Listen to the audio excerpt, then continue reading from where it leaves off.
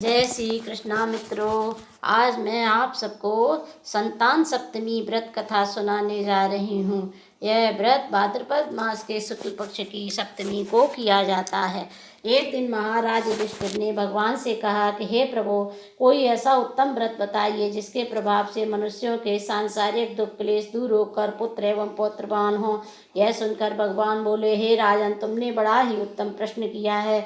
मैं तुमको एक पौराणिक इतिहास सुनाता हूँ, ध्यान पूर्वक सुनो। एक समय श्री लोमस ऋषि ब्रजराज की मथुरापुरी में वसुदेव देवकी के घर गए।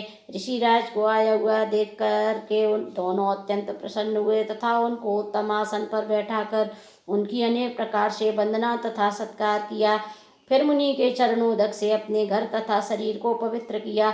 मुनि प्रसन्न होकर उनको कथा सुनाने लगे। कथा के कहते कहते लोमश ऋषि ने कहा कि हे देवकी, दुष्ट दुराचारी पापी कंस ने तुम्हारे कई पुत्र मार डाले हैं, जिसके कारण तुम्हारा मन अत्यंत दुखी है। इसी प्रकार राजा नहुष की पत्नी चंद्रमुखी भी दुखी रहा करती थी, किंतु उसने संतान सप्तमी का व्रत विधि विधान सहित किया, जिसके प्रताप से उसको संतान का सुख प्राप्त हुआ। यह सुनकर देवकी ने हाथ जोड़कर मुनि से कहा, हे ऋषिराज, कृपा करके रानी चंद्रमुखी का संपूर्ण वृत्तांत तथा इस व्रत का विधान विस्तार सहित मुझे बताइए, जिससे मैं भी इस दुख से छुटकारा पाऊं। लोमस ऋषि ने कहा, हे देवकी, अयोध्या के राजा नहुष थे। उनकी पत्नी चंद्रमुखी अत्यंत सुंदरी थी। उसी नगर में विष्णुगुप्त नाम का एक ब्राह्मण रहता था। उसकी स्त्री का नाम भद्रमुखी था। वह भी अत्यंत रूपमान सुंदरी थी। रानी और ब्राह्मणी में अत्यंत प्रेम था। एक दिन दोनों सरयू नदी में स्नान करने के निमित्त गईं।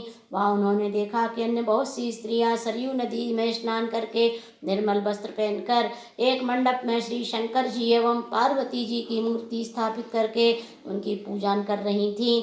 रानी और ब्राह्मणी ने यह देखकर उन स्त्रियों से पूछा कि बहना, यह तुम किस देवता का और किस कारण से पूजन व्रत कर रही हो?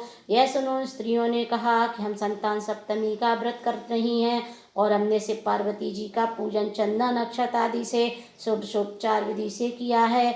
यह सब इसी पुनीत व्रत का विधान है। यह सुनकर रानी और ब्राह्मणी ने भी इस व्रत के करने का मन ही मन संकल्प किया और घर वापस लौट आई। ब्राह्मणी भद्रमुखी तो इस व्रत को नियम पूर्वक करती रही, किंतु रानी राजमद के कारण इस व्रत को कभी करती कभी भूल जाती। कुछ समय बाद दोनों मर गईं। दूसरे जन्म में रानी ने बंदरिया और ब्राह्मणी ने मुर्गी की योनि पाई। इधर ब्राह्मणी मुर्गी की योनि में भी कुछ नहीं भूली और भगवान शंकर तथा पार्वती जी का ध्यान करती रही।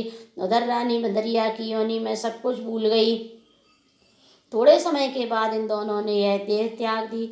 अब इनका तीसरा जन्म मनुष्य योनि में हुआ। उस ब्राह्मणी ने तो एक ब्राह्मण के यहाँ कन्या के रूप में जन्म लिया तथा रानी ने एक राजा के यहाँ राजकन्या के रूप में जन्म लिया। उस ब्राह्मण कन्या के नाम भूषण देवी रखा गया तथा विवाह योग्य होने पर उसका विवाह गोकुल निवासी अग्नि झील नामक ब्राह्मण से कर दिया। भूषण देवी इतनी सुंदर थी कि वह आभूषण रहित होते हुए भी अत्यंत सुंदर लगती थी कि कामदेव की पत्नी रति भी उसके सम्मुख ल जाती थी। भूषण देवी के अत्यंत सुंदर सर्वगुण संपन्न चंद्रमा के समान धर्मवीर कर्मनिष्ठ सुशील स्वभाव वाले 8 पुत्र हुए।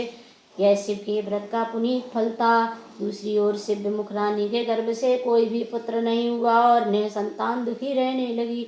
रानी और ब्राह्मणी में जो प्रीति पहले जन्म में थी वो अब भी बनी रही। रानी जब वृद्धावस्था को प्राप्त होने लगी तब उसके एक गूंगा बहरा बुद्धिहीन अल्पायु वाला एक पुत्र हुआ और 9 वर्ष की आयु में क्षणभंगुर संसार को छोड़कर चला गया। अब तो रानी पुत्र शोक में अत्यंत दुखी हो व्याकुल रहने लगी। देवयोग से भूषण देवी ब्राह्मणी रानी के यहाँ अपने सब पुत्रों को लेकर पहुंची। रानी का हाल सुनकर उसे भी बहुत दुख हुआ, किंतु उसमें किसी का क्या बस। कर्म और प्रारब्ध के लिखे को स्वयं ब्रह्मा भी नहीं मिट सकते हैं। रानी कर्मच्युत भी थी, इसी कारण उसे दुख देखना पड़ा।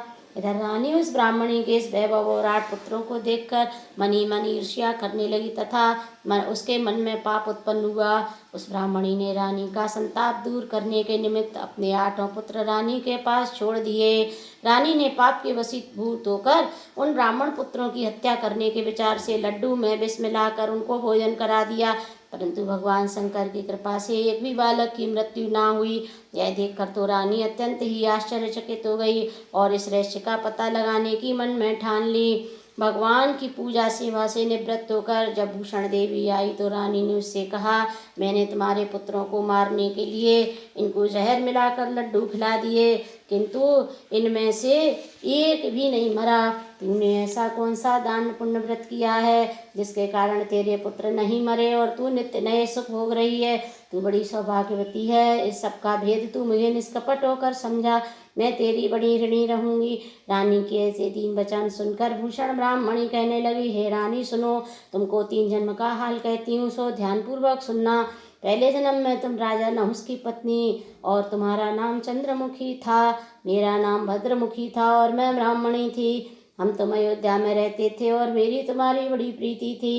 एक दिन हम तुम दोनों सरयू नदी में स्नान करके आए। दूसरी स्त्रियों को संतान सप्तमी का उपवास, शिव जी का पूजन अर्चन करते देखकर तुमने भी उस व्रत को करने की प्रतिज्ञा की थी। तुम तो राजमत के कारण सब भूल गई और झूठ बोलने का तुमको दोष लगा, जिसे तुम आज भी भोग रही हो। मैंने इस व्रत को आचार विचार सहित नियम पूर्वक सदैव किया और आज भी करती हूँ। दूसरे जन्म में तुमने बंदरिया का जन्म लिया तथा मुझे मुर्गी की योनि मिली।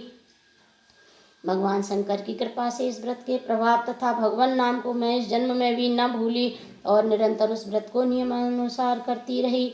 तुम अपने इस संकल्प को इस जन्म में भी भूल गई। मैं तो समझती हूँ कि तुम्हारे ऊपर जो भारी संकट है उसका एकमात्र यही कारण है और दूसरा कारण नहीं हो सकता। इसलिए कहती हूँ कि आप अब संतान सप्तमी व्रत को करिए, जिससे तुम्हारा संकट दूर हो जावे। लोमस जी ने कहा, हे देवी, भूषण ब्राह्मणी के मुख से आप अपने पूर्व जन्म की कथा तथा व्रत संकल्प इत्यादि सुनकर रानी को पुरानी बातें याद आ गईं और पश्चाताप करने लगी। अब रानी भूषण ब्राह्मणी के चरणों में पड़ क्षमा याचना करने लगी और भगवान शंकर पार्वती की अपार महिमा के गीत गाने लगी। उसी दिन से रानी ने नियमानुसार संतान सप्तमी का व्रत किया, जिसके प्रभाव से रानी को संतान सुख भी मिला तथा संपूर्ण सुख भोग कर रानी शिवलोक को गई। भगवान शंकर के व्रत का ऐसा प्रभाव है कि पथभ्रष्ट मनुष्य भी अपने पथ पर अग्रसर हो जाता है और अंत में ऐश्वर्य भोग कर मोक्ष पाता है। लोमस ऋषि ने फिर कहा कि हे देवकी, इसलिए मैं तुमसे भी कहता हूँ कि तुम भी इस व्रत को करने का दृढ़ संकल्प करके मन में करो तो तुमको भी संतान सुख प्राप्त होगा। इतनी कथा सुनकर देवकी हाथ जोड़कर लोमस ऋषि से पूछने लगी कि हे ऋषिराज, मैं इस पुनीत व्रत को अवश्य करूँगी, किंतु आप इस कल्याणकारी एवं संतान सुख देने वाले व्रत का विधान नियम विधि विस्तार से समझाइए। जय सुनकर ऋषि बोले, हे देवकी, पुनीत व्रत भादों के महीने की शुक्ल पक्ष की सप्तमी के दिन किया जाता है। उस दिन ब्रह्म मुहूर्त में उठकर किसी नदी कुएं के पवित्र जल से स्नान करके निर्मल वस्त्र पहनना चाहिए। फिर शंकर भगवान, माँ जगदम्बा, पार्वती जी की मूर्ति की स्थापना करें। इन प्रतिमाओं के सन्मुख सोने चांदी के तारों का अथवा रेशम का एक गंडा बनावे, उस गंडे में 7 गांठें लगानी चाहिए।